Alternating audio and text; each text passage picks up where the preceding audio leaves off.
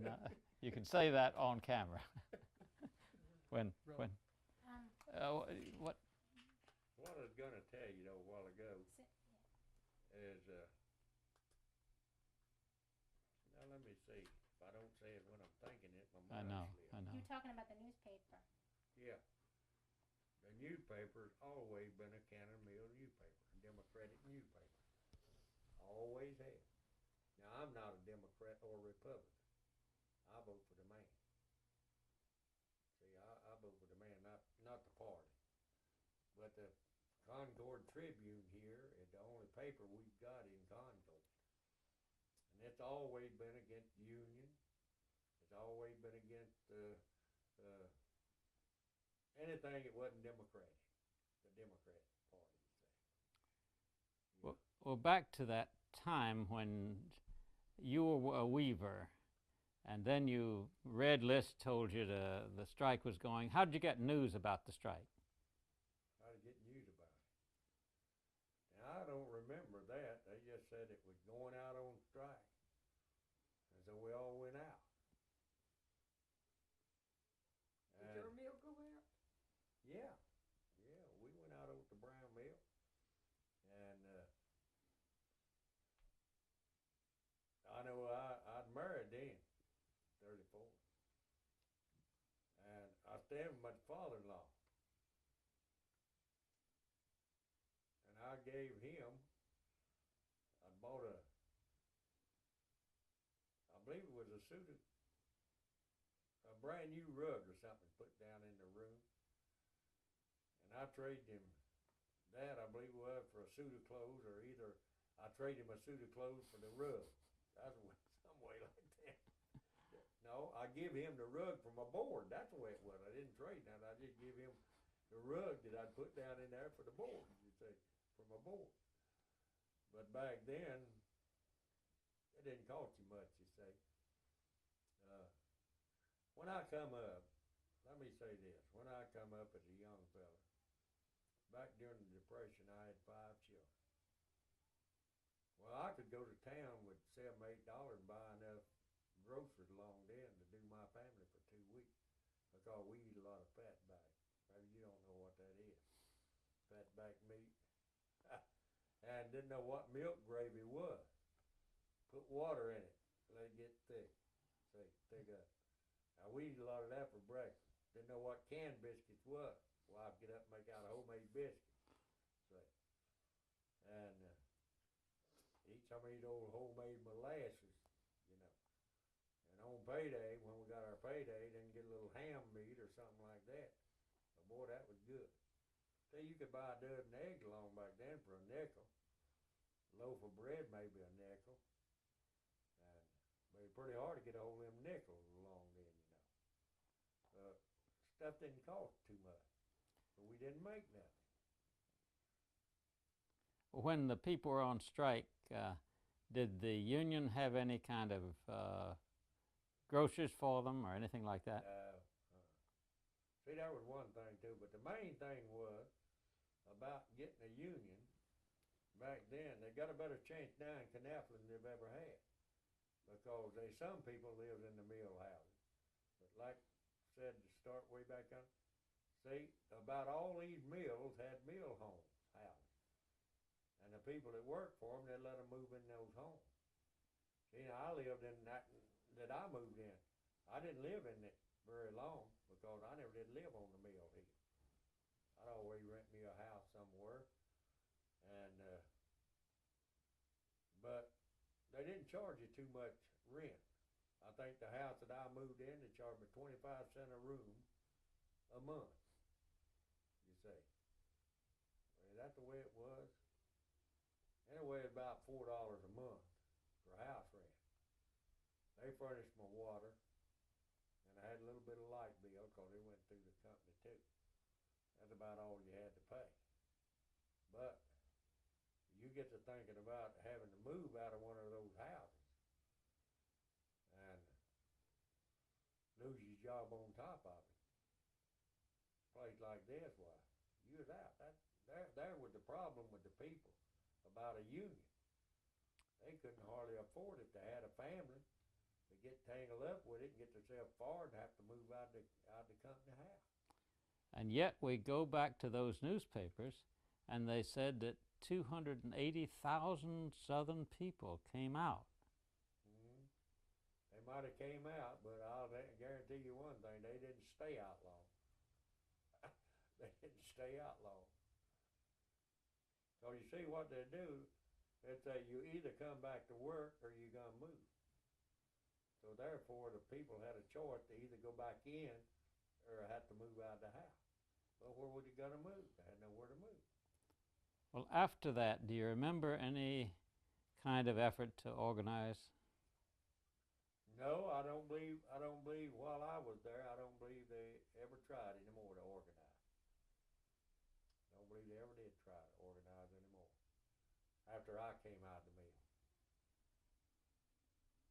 But I used to enjoy trying to help to organize, because I knew that the people weren't, we weren't getting paid enough, and they were working us hard.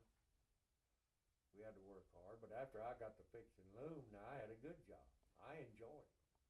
I really did. I had a good job. Let me ask you about a couple of the other leaders that you might have heard about or met through Red. You remember a fellow named Paul Christopher? Paul Christopher. From Shelby. No, but there's one fellow here, but I can't remember his name. It came here to try to organize back in the, let's see, I don't remember when that was. But we never went out on a strike or anything. He tried to organize. And I was trying to help him to get organized. Me and another preacher boy.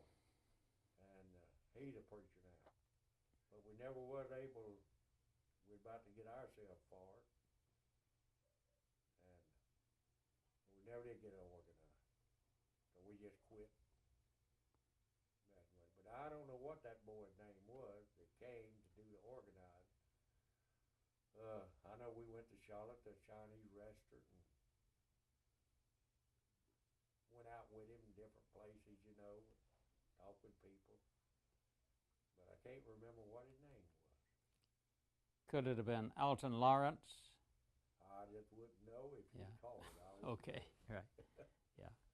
Now, you told Judy when she was talking with you, you told her something about Red List meeting with Charlie Cannon. Could you tell us about that?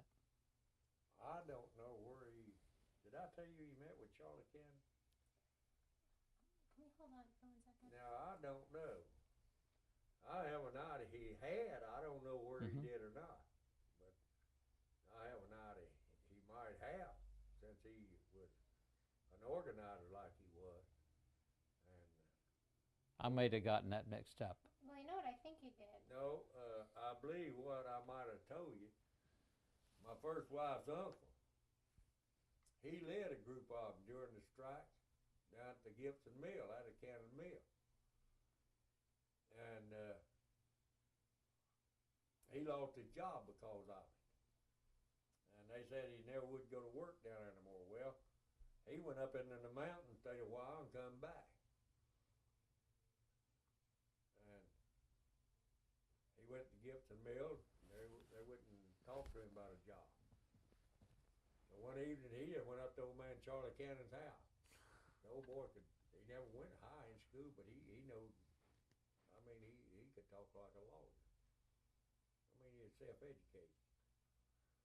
And he went up to old man Charlie's house, knocked on the door, and said the butler come, and he asked him if Charlie was there. He said, yes. Wait just a moment. And in a little bit he come back, told him to follow him, went out on his sun porch, and said, I didn't have one cigarette. And said, you know that? I offered it to him, and said, that bird took my last cigarette. And so I told him I'd like to go to work. I'd worked out at Gibson Mill, and I'd like to go to work back down there.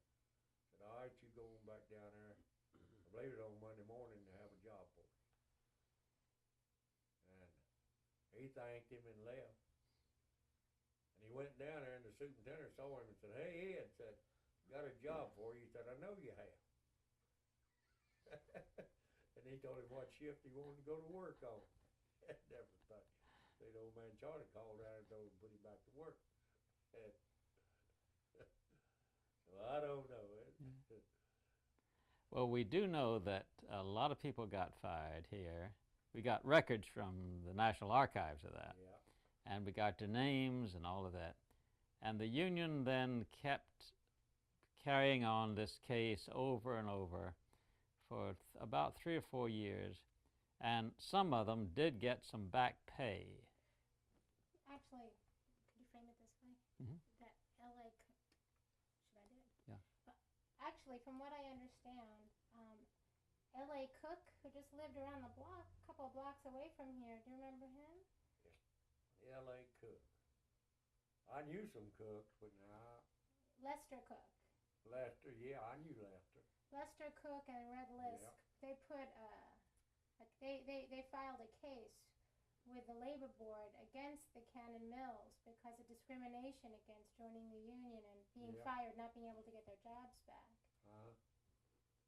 But I don't remember whether Red ever said anything about getting any money out of them or not. Now, I don't know. They waged a case for about 3.5, 4 years. They might have got something. I don't know. They finally got something. Yeah. And him being a brother-in-law, he might not have told me about it. No way. He thought maybe I might have wanted to borrow something. But what's extraordinary, it seems, about that is that even after these people got fired and they didn't have their jobs, they stuck together as a union here in Concord and said, I'm not going to take that from you. I'm going to fight the mill's decision. Well, it's the same way that it is right up here in the Cannon Mill right now. Say, now they got them in court, but the mill company said they'll keep dragging this thing out, dragging it out. Well, these people, you say, and so that's why a lot of people don't go for that. Say, they're not going to stick their neck out for the union and know if I get myself far, it's going to be drug out so long that I'll starve to death time that I'd get any money out of it. That's what they said they're going to do here in Cannon Mill if they won the labor board won the case. You know, them people. They're going to appeal it and drag it out until them people about to be on starvation unless they get something else. I've got a hard question I'd like to ask you. Yeah. We were talking day before yesterday with a fellow who was a Sunday school superintendent, and he became secretary of the local. And he was a good secretary, and it was a good local and all of that. And he told us all about that. He's very proud of that. And he told about standing in the back gate of the mills and keeping people from coming in and all of that. He says, now I look back on it, I'm not sure that was a Christian thing to do. He's a Baptist, by the way. Yeah. What do you think about that? Well, I don't see any harm in it. I believe the Lord intends to fight for our rights, stand up for our rights, you know. And so I don't feel guilty about anything that I did trying to sign people up in the mill to try to better ourselves. Well, the Lord said he wanted to have a full life. He wanted to have a full life. And we couldn't have no full life with the conditions we was in.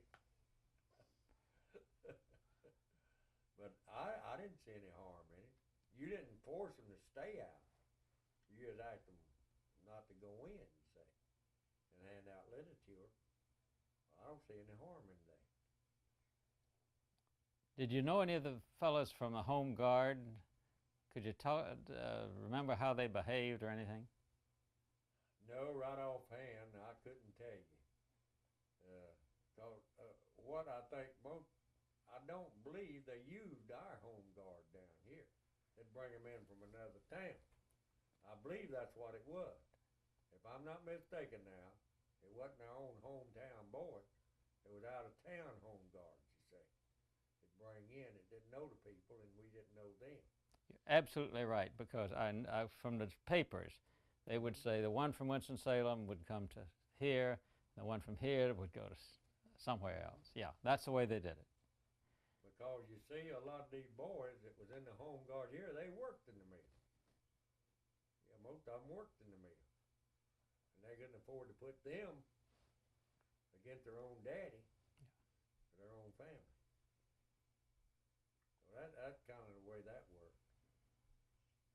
But it was the people in the cotton mill back then, just let me say this, they had a hard time. Was the work hard? Oh yeah, it was hard. I've worked in the mill and I run 14 looms when I was weaving. And I'm gonna tell you the truth. Time you get up to one end, the batteries, if you know anything about a loom, the battery would be empty down at the other end, and I've got so disgusted I just let them all knock off and go over and get me a drink of water and stand around a while and go back. See, start all over again. But now after I got to fixing looms, it wasn't that bad. A lot of the people talked to us about the stretch out. What was that? Well, the stretch out, like I was up at Greenberg, the mill. Well, they had a man from their mill in there. And what would you call him? All he done walked around watching the people. When one went to the bathroom, he would watch how long he was in the bathroom. When he eat his lunch, he'd watch how long he eat his lunch. And then he'd figure up, well, he taking the right smart down. If he was running 14 looms, they'd stretch him out to 20 looms. Say, give him 20 looms. Yeah, they'd have a man walking around watching how long it took you to go to the speaking, get a drink of water, how long you stayed in the bathroom, how long it took you to eat your lunch, and anything you done, how long it took you to do it. And see, they figure it out like that. Well, out here, he could have went to the bathroom in so many minutes. He could have went to the water fountain in so many minutes. He could eat his lunch in a certain time, so many minutes. And everything you done, there'd be somebody behind or somebody watching you, see, and writing it down. And then it come along and say, well, instead of running 14 looms, we give them 20 looms, you say. Well, that's stretch out. That's the way to do it. Did you feel that? No, because I got now when I was in the mill, I'm like this, I always wanted to better myself. I started off sweeping in the mill and worked myself up to head loom fixer in the mill. Just as high as I could go except the foreman or overseer. And that's when I quit and started preaching, see. But I've been a man all my life that always wanted to better himself, though I didn't have too much education. But I always wanted to better myself. And so many people we've got today don't want to better themselves now. They want to just stay where they are. That's why I believed in the union. I believed in a man trying to better himself. Now, there have been so many changes since what time we're talking about. Were there many blacks in the mill at the time? No, they wasn't. If they'd have one in there, he'd be maybe mopping the floors or something like that. And the mills weren't as clean as they are today. And I mean, old cotton lint would be flying around, and you go up in the card room, old lint flying around, man, you wasn't used to it, scratch your nose to death, inhaling that old lint and so forth. And over there where I worked, chew tobacco, just spit a big gob down on the floor, just spit on the floor. And between them looms where I had to get out and pick a lot of time, big gobs of snuff down in there, And I probably go around every so often with a hoe, bait out, clean it out, butter. I still chew just a little bit of tobacco yet. See, I don't chew it, I just dip a little of it. Because I smoked for about 60 years, and I started putting just a little pinch of that in my mouth, and I smoked 60 years, and I ain't smoked a cigarette in 6, 7 years. Good for you. That's hard though, isn't it? Yeah, no, it don't bother me now. Yeah. It don't bother me. As long as I put a little pinch of that in my Yeah. lip, I can't chew it. I just kind of put a little piece in there and dip it, you know. You get the taste of the tobacco. Yeah. But they've been a lot of changes in the mills from what they was when I was in there. The fact that I'd go and see their looms now, I wouldn't even know. See, got them things going across pulling. I mean, my dad talked about that long year before it was ever invented. And we talked about air, you know. But we wasn't a drafter or anything like that, engineer. But we talked about it. And then later on it came out. See, instead of a shuttle in a loom, now they got that thing go across and grab the thread. But they always told us the loom had to have a selvage. The cloth had to have a selvage on one side of it. But you don't. But there's a lot of difference today. Now, what they tell me, the mills are clean. I haven't been in one in a long time. But they still tell me that when you go in Cannon Fieldcrest and get a job, you got a job. The weavers tell me now you work from the time you go in to the time you come out. That you work. But they make good money. Yeah. I had one lady tell me, said she had made high as $100 a day. Say, at the mill. Lord, I didn't make that much in a whole month hardly when I was in the mill. She said you work for it. Yeah, I said you work for it. She said, don't make that all the time. Just once in a while you might get it. Well, in your in the Excuse me, I want to move. Sure, when I okay. do this. Can we take a minute for me to oh, read sure, this? yes. So we Okay. would take. Just watch your shadow. Yeah. She's looking fine. Sorry. Okay, Give me a second here. sure. Everything's cut off now, ain't it? Yes, sure. Now let me tell you something. Okay. See, they got us over across the barrel right now. Honey, would you get that? They got us across the barrel right now. I don't know a thing about water meters or light meters or anything like that. I got a light bill here last week for $633. What? Yeah. Oh, for a Because house. they come put a new meter out here, and I never looked at my meter. And I went down and got on the woman. I always pay my light bill. She Yeah. said I wish she would. All of her customers would pay them like I did. And said my meter was slow. The old meter that took off was slow. Yeah. I said, well, lady, I didn't know nothing about that. I didn't ask my neighbors how much they were paying light and water and sewage bill, Yeah. you see. They still got us over a barrel in a way. Yeah. And she said, well, we made a mistake there. I said, yeah, but I ain't supposed to have to pay for your mistake. Said, yeah, but the law said that we can make you pay for it.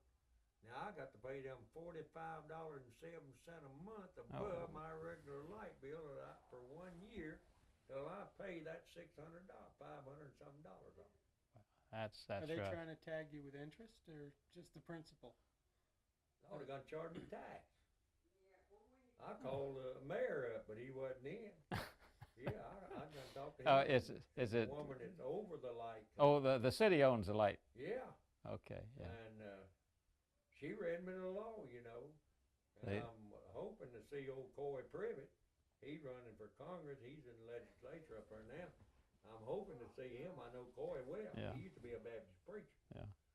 And I'm gonna get him to find out why I would have to Mhm. pay a bill like that, because I was paying light bill, but it wasn't enough, you see. Sure. Yeah. That's He told me, he said, you ought to know you wasn't paying enough light bill, and come down here and told her. I said, lady, I'd have been crazy. I said, I didn't know how much my light bill was or what other. This would be an antique box, yeah.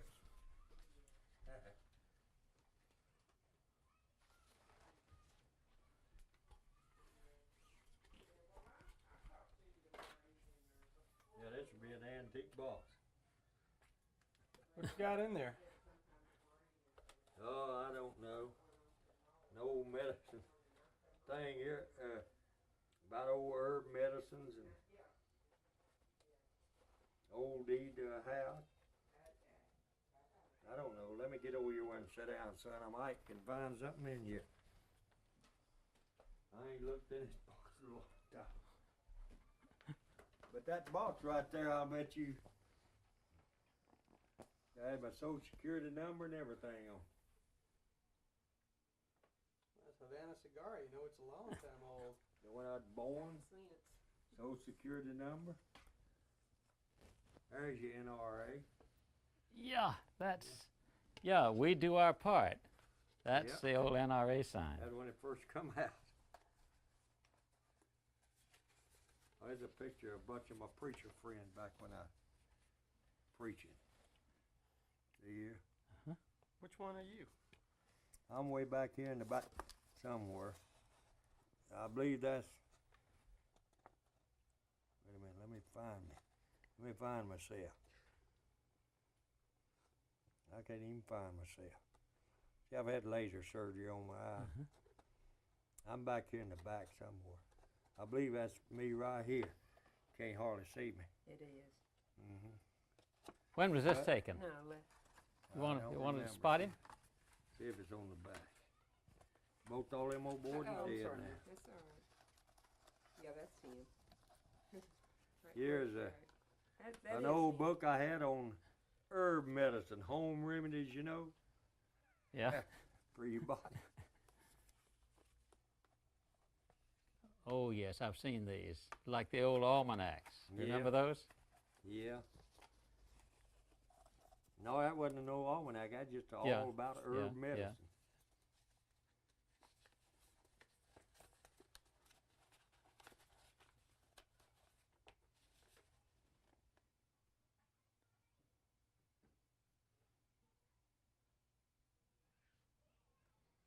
I don't know what that is, Helen. Is that about that patent I had?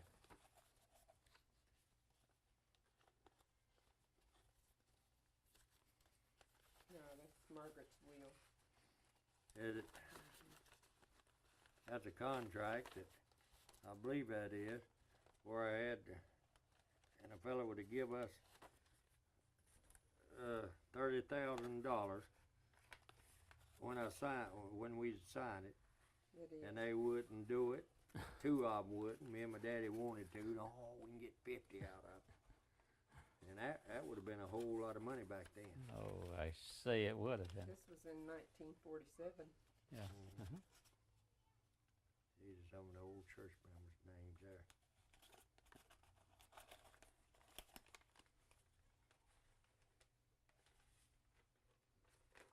New deed for house. That's my union book. That's your union book? Mm-hmm. Could we look at it? Yeah, that's the one I believe I had. United Textile Workers of America, Mm-hmm. revised September 1932. Organized at Washington, D.C., 1901. Ledger number 635. Let's see. And in the front here, it's dated local 1902. Is that your local? That must have been it. And That's what's in it, that little book. the date here is February the 13th, 1934.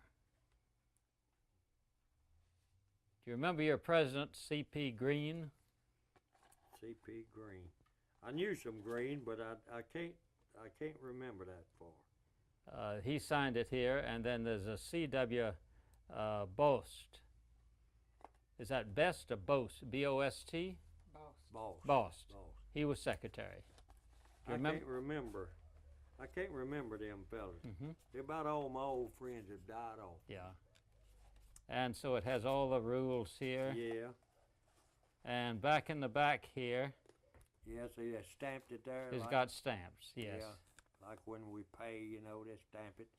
But they stamp it, we didn't have to pay nothing. We was trying to get it organized.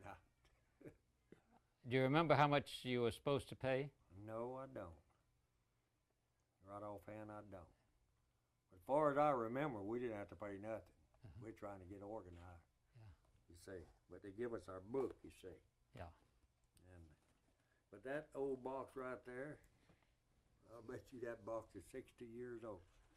Maybe you remember when they had cigars, 50/50s. Well, for how much? 5 cents. Yeah, 5 cents. Yeah. Cigar for 5 Over cents. there's another paper frame. Yeah, that's that old. Yeah. Yeah. You know what, I wonder,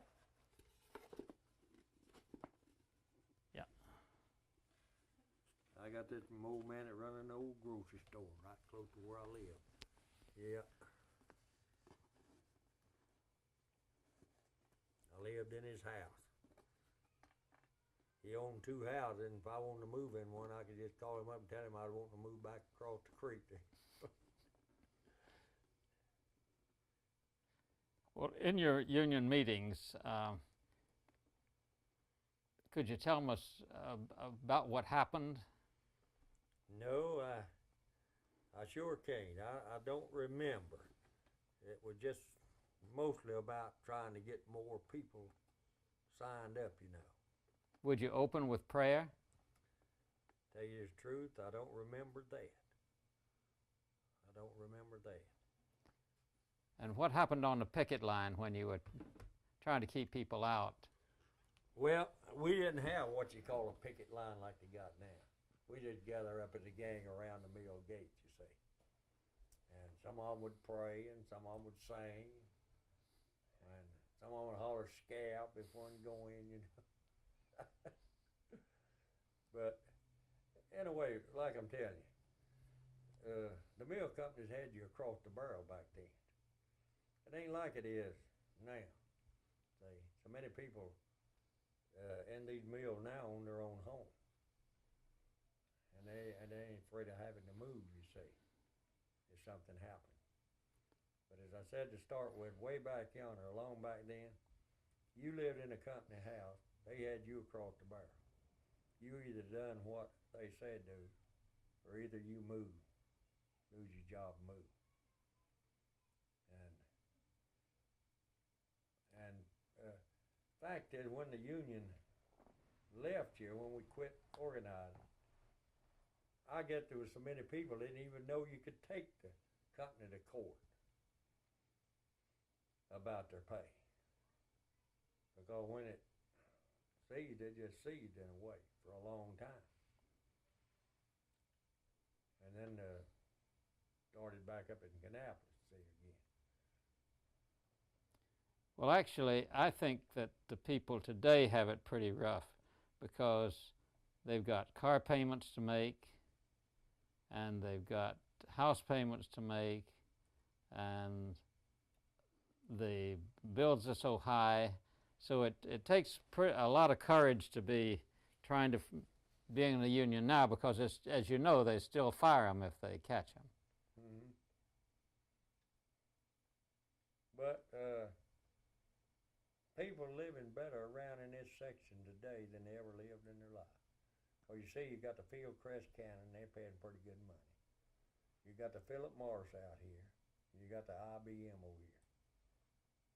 If you don't believe they're living pretty good, just go right up the highway here to Ryan's Steakhouse and look at them lined up there.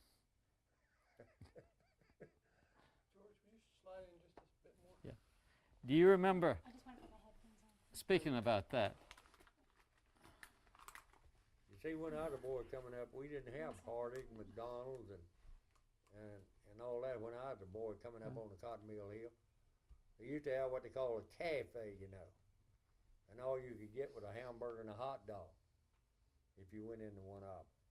But they didn't have no Hardee's, McDonald's, and steakhouses. I mean, we done our eating at home. do you remember the first time you ate in a cafe or a restaurant? No, but I'll tell you what happened. I went up to Greenberg one time when I was working in the mill. Had this old patent. Went out to, I forget the name of this company, at a warehouse place, big warehouse. And the president took us out to lunch. See, I was working with this Jewish fella. took it out to lunch, and you took it out to the country club. Well, man, I never been to a place like that in my life. And that's up on the Jackson room and the Blue room and all like this. We went in there and sat down, you know. Well, I looked at the menu, and our fella just tell it like it is. You know, I don't be right. I looked at that menu, and they have chicken la sauce. So you know, I didn't know where that a whole chicken or fried chicken or stewed chicken. So they came by and asked this Jewish fella. He was a well-to-do man, millionaire. They asked him, you know, taking his order. And I didn't know a bit more what he ordered than anything. I said, just give me the same thing. I didn't know what he ordered. In a little while, he brought me out a little old bowl of soup as an appetizer, you know. It looked like somebody had boiled some water and took a catfish by the tail and dropped him down in it, you know. Must have been clam chowder soup or something. And I looked at that thing and I said, you mean tell me this all I'm going to get for dinner to myself, you know? And after a while, he brought me out a big plate of spaghetti, you know, with that cheese to go on. But I thought at first, you mean tell me this all I'm going to get? A little bowl of soup. Looked like grease, you know? But, no, I've never been in them place. Now, it don't bother me. I go in, if there's something I don't know, I ask them about what it is. Yeah. What is it? Yeah. But you can imagine a cotton mill boy going into a country club place like that. He never been in. He'd been arrested before nowhere. Yeah. So we didn't have them around. Yeah, didn't have them. See, now I used to run a little cafe down at the Cabarrus Mill. Well, I had a beer joint in there too. See, I had a beer joint in the cafe. As a Baptist preacher, you had a beer joint? I wasn't a Baptist preacher then. I wasn't nothing. Oh, much. That was before I ever got converted. And, man, I could roll a hot dog a nickel. And people come out there and get $1 worth of hamburger, a hot dog. That is 20 hot dogs for $1. No tax or anything like that. Say, I could roll them hot dogs. Mustard, chili, and onion. Yeah. But I'll tell you what, I used to be bad. I'll tell you this, I used to be bad to kind of drink, you know. One day I got to thinking about it. What's going to happen to my children and all, me doing things like that? And I made a change. And I'll tell you what, I made a change for the best. Now, I've never asked you anything since I've been meeting you, or you, don't believe I have. Are you a Christian? I was raised a Christian. Well, are you a Christian though? You're not raised a Christian. You got to become a Christian yourself. The Bible says you must be born. Knowing the standards of my father, I doubt it. I'm not sure I live up to what he would have expected. Well, now, let me tell you something. Oh, if I had time, it's so simple that a wayfaring food need not err therein, you see. Christ came back in the Old Testament days, in the olden time. The Jew today, you know that, the Jewish people, they don't marry and intermarry with people. They got their own nation over yonder right now, and the Bible tells you that was going to happen. Well, they used to have to bring a lamb or a goat up to the temple. Old priest cut his throat, catch blood, go into the Holy of Holies one time a year. There was the Ark of the Covenant, inlaid with gold and everything, and on top of the Ark of the Covenant was a mercy seat. And 2 cherubims on each side with their wings spread out, looking down. Well, inside of that box, the Ark of the Covenant, with the 10 Commandments. God up here looking down, these people out there, they'd all gathered out. They had broken God's laws. When that old priest put that blood on the mercy seat, then God above, symbolically looking down, couldn't see the broken law through the blood of that lamb. Way back there, God had planned it that Jesus was to be the Lamb of God to take away the sins of the world. So Christ came in the world, born of a virgin. Man had nothing to do with the birth of Jesus at all. The whole God overshadowed Mary, and she gave birth to Jesus Christ. And men saw him. They handled him. They felt of him. They saw his mercy, his goodness, his kindness. They saw the miracles he performed. Opened the eyes of the blind, made the lame to walk. They even saw him raise the dead, but they said, crucify him. Away with him. So they nailed him to the cross. And he shed his blood on the cross once and for all. Okay. God gave his son on the cross. He died on the cross. They took him off. They put him in a tomb. They sealed him up and said he dead forevermore. But the third day, Jesus came forth out of that tomb, giving us hope of a bodily resurrection one day. Someday, I'm going to come up out of that grave. Now, God gave us the plan of salvation. See, his son shed his blood for us. But now we got to accept God's gift. We got to accept Jesus Christ as our Lord and Savior. We got a choice. Do you want Christ as your Savior, or don't you want him? See, some people say, "Oh, preacher, there ain't no hell." There's as much hell as there are heaven, and you make the choice. You see what I mean? Mm-hmm. It's like I tried to illustrate the church last Sunday. I pulled out a quarter out of my pocket. The little girl sitting down there, I was preaching down at this church in the country. I said, "Honey, you want this?" She got up and come up there and grabbed that quarter out of my hand. I said, "Now you see, folks, if she hadn't have took that money from me, she'd have never got it. But she accepted it. Same way with God's salvation. We accept Jesus Christ as our Lord and Savior, or we reject it. We believe that Christ died, buried, and rose again for our sin. And the Bible said, "For whosoever shall call upon the name of the Lord shall be saved." Not maybe, not perhaps, but shall be saved. And Christ died once and for all of our sin. See, it's hard to understand all this, and I don't try to comprehend it. Before I was ever thought about my parents ever having me and my granddaddies and all, God had all this planned out. And my sins, all them ungodly things that I did when I run the beer joint and all, they were all laid on him 2,000 years ago. Mm-hmm. Now I got to accept his plan for my forgiveness. And brother, it's a simple thing to do. Just accept God's Son as your Savior. And when you do that, it's not by feelings, and it's not by some emotional thing, but it's all by faith.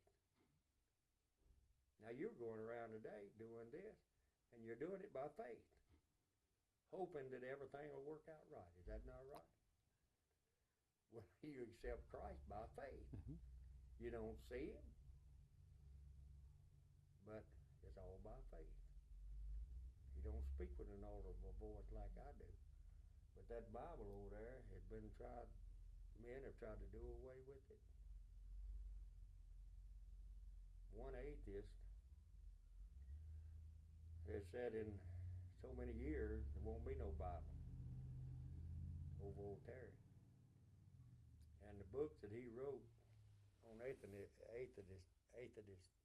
stuff, they're making Bibles on them print machine today.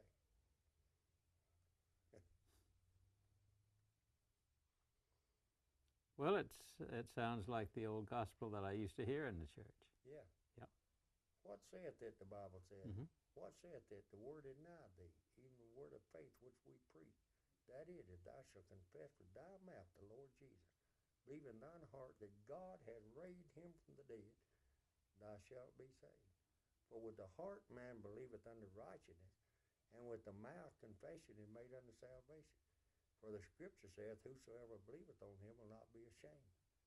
See, I'm not ashamed to tell you about it. And then he goes on and said, for whosoever, that includes you, and you, shall call upon the name of the Lord shall be saved. Where were you saved? I was saved at my home. Mhm. I began to realize the condition I was in, and I got on my knees. I didn't know how to pray. I went to church when I was a boy. Used to take part in everything when I was just a boy, you know. But And I knew I so, wasn't right. Was religion a big part of life in the Cotton Mill Village? Yes, it was. Yes, it was. See, the preachers used to come and was going to have a revival at the church, at a church on the Cotton Mill Hill. A preacher was allowed to bring the visiting preacher in and go around, shake hands with people in the mill, introduce himself to them and all. And they would go out. They would turn out. People would turn out. A lot of difference now than what it was back then. We were in outside of East Noonan, Georgia, and saw one of the old revival tents. Mm-hmm. It seems to me I remember as a child in North Carolina seeing a lot of those around cotton mills. Yeah, they used to have a lot of tent. They'd come around and tent meet. In fact, they didn't have too many denominations long back then. You ever see a fellow by the name of Charles Stanley comes on Channel 3 on Sunday morning at 8 o'clock? He was my professor for 2 years at Fruitland. Now he pastors the First Baptist Church in Atlanta, Georgia. Has a huge crowd. There used to be a whole group of those preachers who would come around with tents, as I recall, yeah, around Winston-Salem, where I grew up. There was fellows like old Cyclone Mac, Billy Sunday, and I can't think of his name, Gypsy Smith, and different ones like that. Well, I told you about the plan. Now let me ask you the question. As Paul asked old Agrippa, will you take Christ as your Savior today? That's a question you got to answer. That's one I certainly have to answer, right? That's right. Mm-hmm. Will you take me by the hand and say, I'll accept Jesus as my Savior? Let's pray. Okay. Father, we come here this evening thanking Thee for the privilege to talk to this one about Jesus. We believe, God, You not only led him here to get this story, but, Father, that he might come to know You as his Lord and Savior. Thank You for it, Lord. And, Father, help him to realize that Jesus is real. He's alive and alive forevermore. Help him, oh God, to depend on You. And let him say in his heart, God, I'm a sinner, but now I want You to save me for Jesus' sake. And Lord, the minute he says that in his heart and believes it, You'll come into his heart. When he took me by the hand, Lord, he said he wanted You. And we thank You for that. God bless him and encourage him now along this pilgrim journey of life. It won't be long, Father, that none of us right here will be together again until we meet in heaven one day. Bless, I pray, oh God, now for what You've done to this man's heart. In Jesus' name we pray. Amen. Amen. Amen, brother. Thank God you. bless your heart. Thank you. God didn't need you here. You didn't come here for that. You come here to find Jesus. Young lady, let me ask you the same thing. Do you want Christ as your Lord and Savior? Well, to tell you the truth, I'm Jewish. You're good. Thanks. Jewish. Jewish. Oh, yeah. Yeah. Well, that's all right. I still love you. Jesus was a Jew, too. Did you know that? I know that. He was. But I do wish you go back and study your history, Rossmart. See, I used to have some neighbors, good friends I ever had, Jewish people, Jewish neighbors. And my neighbor used to, lady, she thought the world of me. My granddaughter's named after her, Hannah. And we lived side by side. She'd come over the house and kick her shoes off. The Jewish custom, taking her shoes off. A lot of them before they come in your house. She had that custom, taking her shoes off before she come in the house. Yeah. But you see, honey, I know, and I don't want to try to discourage you, but Christ, you see, like Moses and them, way back there, like the when Solomon built the temple for the Lord and put that Holy of Holies in there and the altar back there and put the Ark of the Covenant rather back in there. You know something about the Ark of the Covenant, don't you? And I had the law in the Ark of the Covenant. Had Aaron's rod that budded in there, some of the manna in the wilderness. Well, you see, the people couldn't keep God's law. They couldn't keep it. God up there, when he'd come in the priest and put the blood, they couldn't keep it. The law had been broken. But then when they put the blood, that was symbolic of the blood of Christ that was to come later on to take away the sins of the world. You're still looking for the Messiah to come. Ain't that right? But he'd already come. And y'all are still looking for his coming. See, I had a Jewish friend when I was with that old Pat. And we come from Raleigh one night. He said, let's talk about your religion. I said, all right, we'll talk about it. I said, how you figuring on going to heaven, Mr. Wolf? His name was Wolf. He said, by keeping the law. I said, you've told me things since we've been together. And I've heard you take God's name in vain since I've been around you. You know what they'd done to you and Moses' day? He said, what? I said, they'd stoned you to death. I said, you told me about how you went out on your wife. You know what they'd have done with you and Moses' day? He said, what? I said, they'd stoned you to death. I kept telling him things that had stoned him for. He said, well, how you figure on go to heaven? I said, I got 2 chains to the other one.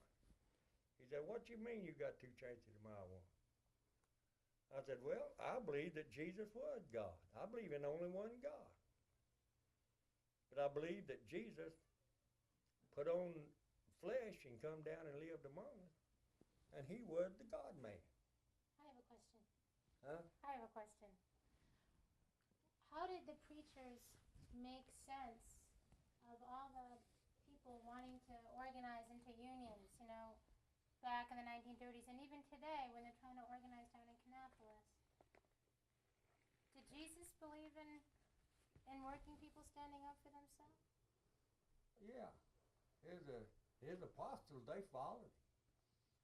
And in fact, his old Peter whacked the priest his ear off when he tried to attack Jesus, when they came after him to take him and crucify him. You see, Jesus didn't have to die on that cross. He laid his life down. He said, I give my life. No man takes it from me, but I give it. He become the Lamb of God, you see, to take away the sins of the world. You see, instead of now having to drag a lamb or a goat to the church, to your synagogue, you see, we don't have to do that. Christ died once and for all of our sins. Now, and I told that Jewish boy, I said, I got 2 chains to your one. He said, what you mean? I said, I believe that God and only one God. But I believe he was incarnated in the human flesh, came down born of a virgin. See, God is spirit. We don't see God. You know that. God's spirit. You don't see it. To reveal himself to us, he took on flesh and come down born of a virgin. How did you take that philosophy? Huh? How has that philosophy been taken, and how have the preachers used those ideas to either support or be against the idea of working people in these communities trying to organize into unions? That was my question. Because we've heard that the How church... to use that to try to... Ask it, George. I still don't get... Well, what she's trying to say is that in some places the preachers have helped the unions, in some places they've been against the unions. Mm-hmm. And we have heard people say, well, being in a union is almost unchristian. And other people have had a very different feeling. Well, I didn't see no unchristian in it when I would belong to it, you say. Wasn't no unchristian in it. That is, we didn't do anything out of the way. We didn't get together and drink and all that kind of stuff. We were just trying to get something better for the people. Say. that's why I said Christ came for something better Mhm. for the people. Instead of having to bring a goat or a sheep up to the temple, he done something better for us. You see. And so that's what we were doing in the union, trying to make things better for the people. And this other boy that started preaching a long time I did, me and him were trying to organize a union. I mean, getting people to sign up. It seemed like the good Lord give every one of us a better job. Done something good for us. Old Red, the Lord would have called him into the ministry. 6-hour Red.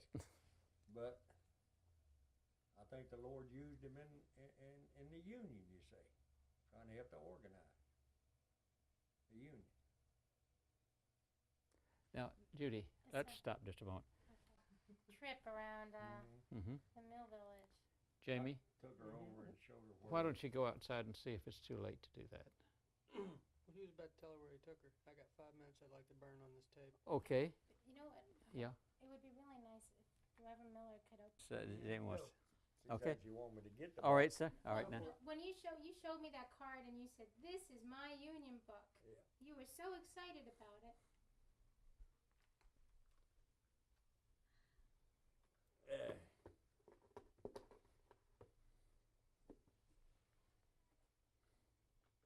Now, if I get into this box here.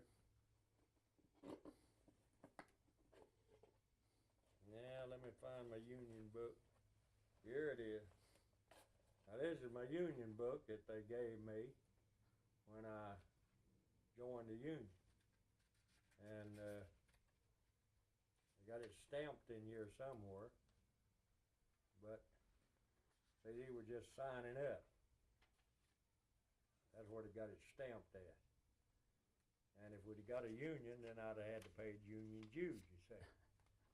And but we were just trying to get the union then in the mill. And I've had this old box a long time.